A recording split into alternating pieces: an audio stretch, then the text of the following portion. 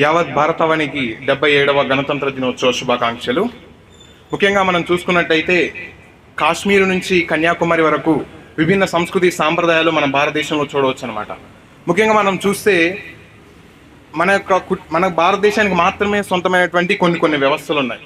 మనం ఇక్కడికి వచ్చి ఈరోజు చదువుకుంటున్నామంటే దానికి సంబంధించినటువంటి గురుకుల వ్యవస్థ అనేది భారతదేశానికి మాత్రమే సొంతమైనటువంటి గురుకుల వ్యవస్థ మనం చూడవచ్చు అనమాట. అలాగే మనం ఇక్కడ పిలుచుకున్నటువంటి బాబాయి, అక్క, తమ్ముడు, అన్న అనేక రకాలటువంటి కుటుంబ వ్యవస్థ మన భారతదేశానికి మాత్రమే సొంతమైనది. సో ఇటువంటి ఎన్నో మన భారతదేశానికి మాత్రమే సొంతమైనవి ఉన్నాయండి. అటువంటి వాటిని మనం పరిరక్షించాలి.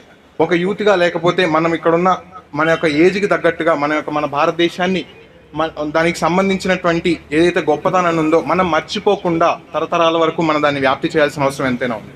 నాకు తెలుసు వెస్ట్రన్ కల్చర్ ఇన్ఫ్లుయెన్స్ మనం చూస్తూ ఉన్నాం, కానీ దానికి తగ్గట్టుగా మన దేశాన్ని, మన యొక్క మూలాలను మనం మర్చిపోవద్దు అనేది మనం తెలియజేసుకోవాలి. అలాగే ఆత్మనిర్భరత అని అంటూ ఉంటారు అనమాట. మహాత్మా గాంధీ గారు చెప్తూ ఉంటారు గాంధీయన్ ప్రిన్సిపల్స్లో, మన యొక్క ఆత్మనిర్భరత. మన దేశానికి సంబంధించినటువంటి ఎందరో కళాకారులు ఉన్నారు, ఎన్నో ఆర్టిషియన్స్ ఉన్నారు. వాటికి సంబంధించిన వస్తువులు కావచ్చు, వాటికి సంబంధించిన దుస్తులు అవ్వచ్చు, మనం వాటిని పరిరక్షించాలి, వాటిని మనం ముందుకు తీసుకెళ్లాలన్నమాట. అర్థమైంది కదా? ఆత్మనిర్భరతను మనం పెంపొందించుకోవాలి ప్రతి విషయంలో. మనం అనుకోవచ్చు ఆనాడు భారతదేశానికి స్వతంత్రం తీసుకొచ్చిన సమరయోధులు అవ్వచ్చు, కానీ మనం కూడా ఈరోజు సమరయోధులమే. ఎందుకు అంటే ఈరోజు మనం జరుపుకుంటున్నటువంటి రాజ్యాంగ పరిరక్షణలో మనం కూడా we are also a real freedom fighters. So we need to మనం దానికి తగ్గట్టుగా మనం ముందుకు వెళ్ళాలి.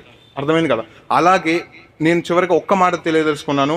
ఏంటి అంటే మన దేశంలో ఆర్మీ వాళ్ళు అవ్వచ్చు, తర్వాత దేశ రక్షణలో భాగమైనటువంటి సైనిక అధికారులు అవ్వచ్చు, తర్వాత ఎందరో నిస్వార్థంగా పనిచేస్తున్నటువంటి రాజకీయ నాయకులు అవ్వచ్చు, తర్వాత వ్యాపారవేత్తలు అవ్వచ్చు, తర్వాత ఎందరో వాళ్ళ యొక్క సంవత్సరాల తరబడి పిహెచ్డి స్కాలర్స్ లాగా దగ్గర ఐఏఎస్సిలోనో లేకపోతే దేశం కోసమే ఉన్నటువంటి ఎందరో సైంటిస్టులు అవ్వచ్చు, తర్వాత దేశం కోసమే ఉన్నటువంటి ఎందరో వ్యాపారవేత్తలు మనం చూడవచ్చు. ఈరోజు శ్రీధర్ వెంబు లాంటి వాళ్ళు ఇలా దేశం నుంచి విడిచి వెళ్లకుండా దేశం కోసమే పరిరక్షించినటువంటి వ్యక్తులు అవ్వచ్చు.